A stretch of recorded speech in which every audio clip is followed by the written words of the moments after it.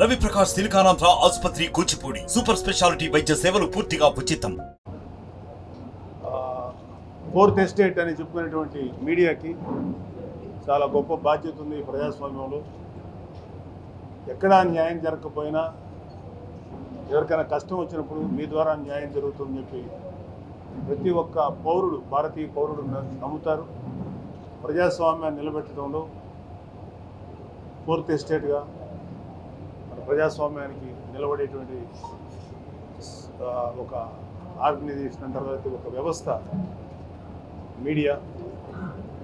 So thank you. ఒకే ఒక్క request చేస్తాం, పవన్ కళ్యాణ్ గారి గురించి ఒక మాట చెప్తాం. చాలామంది చాలా రకాలుగా పవన్ కళ్యాణ్ గారిని విమర్శిస్తారు. ఇంతవరకు ఆయన ఒక శాసనసభలో కానీ ఎక్కడ కూడా ఒక అడుగు కూడా పెట్టలా. గత 15 సంవత్సరాల నుంచి రాజకీయ అనుభవం ఉన్నా సరే, కానీ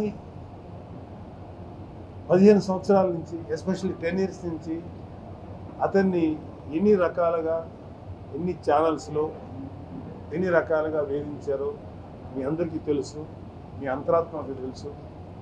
మీ అందరికీ బాధపడినా సరే ఏం చేయలేని పరిస్థితులు మీరు చేశారని మాకు తెలుసు. కానీ ఒకే ఒక క్వశ్చను, ఒకే ఒక క్లారిటీ ఇస్తారు. ఏంటంటే ఇవాళ పవన్ కళ్యాణ్ గారు తీసుకున్న ఏ నిర్ణయం అయినా ప్రజల కోసమే తీసుకుంటారు, ప్రజల బాగు కోసమే తీసుకుంటారు. పవన్ కళ్యాణ్ గారికి కానీ ఆయనతో పనిచేసే మా అందరికి కానీ సపరేట్ ఎజెండాస్ లేవు. ఆయన ఎజెండా ఏదైతే ప్రజా సంక్షేమం, ప్రజా శ్రేయస్సు, రూల్ ఆఫ్ లా ఉండాలని కోరుకుంటారో దానికి మేమందరం సపోర్ట్గా ఆయన వెనకాల నడుస్తూ ఆయన ఆలోచనల్ని మేము ముందుకు తీసుకెళ్తాం. దయచేసి ఒకటే గమనించండి, ఏదైనా టెక్నికల్గా 1-2 లోటుపాట్లు ఉన్నా సరే దయచేసి ఆ టెక్నికల్గా ఉండే లోటుపాట్ల కంటే కూడా అతని యొక్క మనసును అర్థం చేసుకోవాల్సిందిగా మీడియా వారందరినీ నేను ప్రార్థిస్తున్నాను. మీ అందరికీ తెలుసు పవన్ కళ్యాణ్ గారు ఎలాంటి మంచి వ్యక్తి, ఎలాంటి ఉన్నతమైనటువంటి మనసు ఉన్నవాడు, ఎంత గొప్ప ఐడియాలజీ ఉన్నవాడు, ఎంత నిబద్ధత ఉన్నవాడో మీకు అందరికీ తెలుసు. ఇవాళ పవన్ కళ్యాణ్ గారు లాంటి వ్యక్తి ఇటు రాజకీయాలకు రాకపోయి ఉంటే ఆయన కలవటానికి కూడా మాకెవరికి ఛాన్స్ రాదు. అంత ప్రైమ్లో ఉండాల్సిన వ్యక్తి ఉన్నారు. ఇవాళ ఈనాటికి తెలుగు ఇండస్ట్రీలో అత్యున్నత స్థానం అయింది. అలాంటిది పవన్ కళ్యాణ్ గారు వాటిని అన్నింటినీ వదిలిపెట్టి ప్రజల కోసం ముందుకు వచ్చి గత 10 సంవత్సరాలుగా కష్టపడుతున్నారు. రిలెంట్లెస్గా మేము ఆయనతో పాటు మేము పోరాడుతున్నాం. మాకు ఒక 5 ఏళ్లకు 10 ఏళ్లకు రాజకీయం చేసి ఏదో ఒకటి సంపాదించి తర్వాత మూటములే సర్దుకునే ఇంట్రెస్ట్ మాకు లేదు. చచ్చేదాకా ఇలాగే ఉంటాం, ఇక్కడే ఉంటాం. నాకు చేతనంత వరకు మా పవన్ కళ్యాణ్ గారికి, మా లీడర్కి మేము వెన్నుదన్నుగా ఉంటాం. ఆయన చివరి వరకు ఇక్కడే ఉంటారు. మాకు ఎటువంటి ఎజెండాస్ లేవు. మేము దమన నీతి మీద, దుర్మార్గమైనటువంటి జగన్మోహన్ రెడ్డి పరిపాలన మీద పోరాడుతూనే ఉంటాం, యుద్ధం చేస్తూనే ఉంటాం. ప్రజలకి న్యాయం జరిగే వరకు యుద్ధం చేస్తూనే ఉంటాం. ఇవాళ మీ అందరూ గుండెల మీద చేసుకుని ఆలోచించండి, ఎవరు సంతోషంగా ఉన్నారు ఆంధ్రప్రదేశ్లో, ఎవరు సంతోషంగా ఉన్నారు. మేము గత 1.5-2 months నుంచి ఎంతోమందిని కలిసినప్పుడు ఏ ఒక్క పౌరుడు కూడా, ఏ ఒక్క మహిళ కూడా సంతోషంగా ఉన్నటువంటి పరిస్థితులు లేవు. ప్రతి వాళ్ళు ఏదో ఒక నష్టపోయో కంప్లైంట్ చేసో, ఉద్యోగస్తులు అవనివ్వండి, డిఎస్సి విద్యార్థులు అవనివ్వండి, డ్వాక్రా గ్రూప్ మహిళలు అవనివ్వండి, మత్స్యకారులు అవనివ్వండి, నేత పరివారం అవనివ్వండి, బ్రాహ్మణులు అవనివ్వండి, వైశ్యులు అవనివ్వండి, ఇంక్లూడింగ్ రెడ్డి కమ్యూనిటీ వాళ్ళు అవనివ్వండి, కమ్మ కమ్యూనిటీ వాళ్ళు అవనివ్వండి, బీసీ వర్గాల వారు అవనివ్వండి, ప్రతి వాళ్ళు నష్టపోయారు, ప్రతి వాళ్ళు కష్టాలు పడుతున్నారు. మత్స్యకారులకి సరైన జట్టి లేవు, సరైన సదుపాయాలు లేవు. వాళ్ళ జీవితం చిన్న భిన్నమైంది 5 సంవత్సరాల్లో. నేత పని వారి ఆదాయం గణనీయంగా తగ్గిపోయింది ఈ 5 ఏళ్లలో. ఇవన్నీ కాకుండా పవన్ కళ్యాణ్ గారు చెప్పినట్టు 30,000 మంది ఆడపిల్లలు అన్యాయంగా మాయమైపోతే, అక్రమంగా వీళ్ళు ఇచ్చిన ఇన్ఫర్మేషన్, వీళ్ళ వీళ్ళు ఒక వ్యక్తిగత గోప్యతతో కూడిన ఇన్ఫర్మేషన్ ఇవ్వటం వల్ల ఆ ఇన్ఫర్మేషన్ ఎటువంటి యాంటీ సోషల్ ఎలిమెంట్ చేతిలో పడిందో 30,000 మంది అమ్మాయిలు మహిళలు అయిపోయారు. అందులో సగం మంది అనుకొచ్చిన మిగతా సగం మంది పరిస్థితి తెలియదు. వాళ్ళు ఎక్కడ బలైపోయారో తెలియదు. ఎటువంటి నరక కూపాల్లో మగ్గుతున్నారో మీకు తెలియదు, మనకెవరికి తెలియదు. అలాగే ఎటువంటి ఆర్గాన్ మాఫియా, శరీర భాగాలు అమ్ముకున్నటువంటి ఎటువంటి ఆర్గాన్ మాఫియాకి బలైపోయారో మనకు తెలియదు. కనీసం వాళ్ళ గురించి ఒక రివ్యూ పెట్టమని పవన్ కళ్యాణ్ గారు అడిగితే ఇంతవరకు పెట్టినటువంటి ఈ చాతకాని ప్రభుత్వాన్ని మేము తీవ్రంగా ప్రశ్నిస్తున్నాం. అలాగే చనిపోయిన రైతులు, ఏ రైతు చనిపోలేదు, ఎవరు ఆత్మహత్య చేసుకోలేదు, రైతులు సురక్షంగా ఉన్నారని పచ్చి అబద్ధాలు చెప్పే జగన్మోహన్ రెడ్డి గారి ప్రభుత్వాన్ని మేము ప్రశ్నిస్తున్నాం. ఎలా అంటే మా దగ్గర డేటా ఉంది, ఎంతోమంది రైతులు 3,000 మంది ఇంకా ఎక్కువ మంది చనిపోయారు రైతులు. వాళ్ళందరికీ మేము మా చేతనంత వరకు ఎంతో కొంత మా ప్రెసిడెంట్ గారు ఇచ్చారు. అలాగే ప్రతి చోట ప్రతి విషయంలోనూ మేము నిలబడుతున్నాం.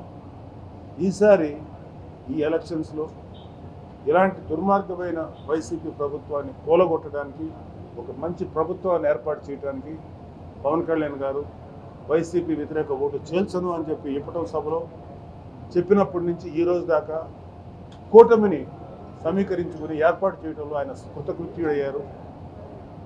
అటు బీజేపీని, టీడీపీని, ఉత్తర దక్షిణ ధృవాల లాంటి వాళ్ళని కలిపి మళ్ళీ 2014 పరిస్థితి తీసుకొచ్చి ఇవాళ మీ అందరి ముందుకు వచ్చాం, అంటే ప్రజల ముందుకు వచ్చాం. మీరు మనస్ఫూర్తిగా మీరు ఎలా అయినా రాసుకోండి, ఏ విధంగా మీరు దయచేసి మంచిని మంచిగా చెప్పండి. కానీ అట్లీస్ట్ మీ యాజమాన్యం కాదు నెగిటివ్గా రాయమంటే మేమే మిమ్మల్ని వాళ్ళని, దట్ ఈస్ యువర్ రైట్. కానీ దయచేసి మీ మనసులో ఉన్నా సరే మా పట్ల ఒక మంచి భావంతో ఉండండి. ఎందుకంటే మేము ఎవరికి హామ్ చేయము, ఎవరికి నష్టం చేయము. తప్పు చేసేవాడిని మాత్రం నిలదీస్తాము, ఎంత దూరమైనా మేము వెళ్తాం. ఇది అలాగే మాకున్న మా అందరికి ఉన్నటువంటి ఆశయం అది. ప్రజల యొక్క మంచి పరిపాలన రావాలి, మంచి గవర్నెన్స్ ఉండాలి, రూల్ ఆఫ్ లా ప్రివేల్ అవ్వాలి, న్యాయం ధర్మం పక్కాగా జరగాలి, బడుగు బలహీన వర్గాలకి మంచి ప్రయోజనాలు చేకూరాలి, యూత్కి విద్యా ఉపాధి బ్రహ్మాండంగా కల్పించాలి, ఆడపిల్లల రక్షణతో ఉండాలి. అలాగే ప్రతి కమ్యూనిటీలో ఉన్నటువంటి సమస్యలన్నీ పరిష్కరింపబడాలి. ఇవన్నీ మా ముందుకు మేము తీసుకొచ్చాం మా ప్రెసిడెంట్ గారితో. దయచేసి ఆయన మనసును అర్థం చేసుకొని మీరు రిపోర్టింగ్ ఇవ్వండి. సో మా అదృష్టం పవన్ కళ్యాణ్ గారు పిఠాపురం లాంటి ఒక పవిత్ర స్థలంలో, ఈ స్థలం యొక్క పవిత్రత ఇక్కడ ఉన్న వాళ్ళకి ఎంతమందికి తెలుసో తెలియదు, కానీ మాకు మాత్రం బాగా తెలుసు. పిఠాపురంలో శ్రీపాద వల్లభుడి దగ్గర 2010లో నేను నా భార్య గురు పూర్ణిమ రోజు గురు పూజ చేసాం. అప్పటి నుంచి మాకు ఐడియా ఉంది, ఇంతమంది ఉన్న ఇంత గొప్ప స్థలం ఇదని. ఒక పురోహితి అమ్మవారు ద్వాదశ శక్తిపీఠాలు, ఒక శక్తిపీఠం ఉంది ఇక్కడ. అలాగే కుక్కటేశ్వర స్వామి దేవాలయం, అలాగే ఒక అద్భుతమైనటువంటి ఒక దర్గా ఉంది, ఒక ప్రముఖమైన చర్చ్ ఉంది ఇక్కడ. అండ్ అనదర్ బ్యూటిఫుల్ థింగ్ ఇక్కడ ఉన్నది మత సామరస్యం. ఇక్కడ ఏ ఇష్యూస్ లేవు. మొత్తం ఎంటైర్ భారతదేశానికి ఇది ఒక ఎగ్జాంపుల్. ఇది చాలామందికి తెలియదు. అది పవన్ కళ్యాణ్ గారు వచ్చిన తర్వాత 3 మతాలు సామరస్యంగా ఉంటూ పవిత్రమైన స్థలంలో శ్రీపాద వల్లభుడు అనేటువంటి ఆయన మహానుభావుడు 13వ శతాబ్దంలో పుట్టి 18 ఏళ్లకు 16 ఏళ్లకు ఆయన నిర్వాణం పొంది యోగ సమాధిలోకి వెళ్ళిపోయారు. ఉత్తరప్రదేశ్ నుంచి మహారాష్ట్ర నుంచి కర్ణాటక నుంచి ఎంతోమంది భక్తులు ఈ రోజుకి వస్తుంటారు. ఒక షిరిడి సాయిబాబా ఎంత అవ్వాలో అంత గొప్ప వ్యక్తి అయినా ఇది ఒక ద్వారకామయ్య ఎంత గొప్ప పుణ్యక్షేత్రం అవ్వాలి మా అందరికీ ఆశ. పవన్ కళ్యాణ్ గారు దీన్ని ఒక టెంపుల్ సిటీగాను, అలాగే ఉన్నటువంటి చర్చిని కానీ మన ఈ దర్గాని కానీ ఆధునీకరించి వాళ్ళ సదుపాయాలు చూడటం కానీ అన్ని మతాలకి అన్ని పూజా మందిరాలకి మంచిగా చేసి దీన్ని ఒక టూరిస్ట్ సెంటర్గా, ఒక రిలీజియస్ టూరిస్ట్ సెంటర్గా అభివృద్ధి చేయించాలని కోరిక చెందించాలని, దీన్ని ఒక దక్షిణ కాశీగా తీర్చిదిద్దాలనేటువంటి ఆయనకు మంచి కోరిక ఉంది. సో ఇలాంటి గొప్ప ప్లేస్ కాబట్టి ఆయన ఇక్కడి నుంచి కంటెస్ట్ చేస్తున్నారు. ఆయన పిఠాపురాన్ని ఒక మోడల్ ఇండియాలోనే ఒక మోడల్ నియోజకవర్గంగా అభివృద్ధి చెందేలాగా ఆయన కృషి చేయబోతున్నారు. ఆయన గెలుస్తారు.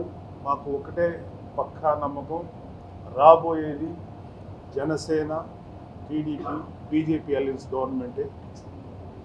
2024 జూన్ తర్వాత వైసీపీని తొంగులోకి తొక్కడానికి 3 పార్టీలు కలిసి యుద్ధం చేయబోతున్నాయి. ఇది మాకున్న ఇది. మేము ఇక్కడి నుంచి పోటీ చేస్తున్నప్పుడు పవన్ కళ్యాణ్ గారికి మీరందరూ మనస్ఫూర్తిగా సహకరించి ఒక వ్యక్తిని అసెంబ్లీకి పంపండి ఇక్కడి నుంచి. మరిన్ని వీడియోస్ కోసం ఛానల్ ని సబ్స్క్రైబ్ చేయండి. లేటెస్ట్ అప్డేట్స్ కోసం వాట్సాప్ ఛానల్ ని ఫాలో చేయండి. అండ్ లింక్ డిస్క్రిప్షన్ లో ఉంది.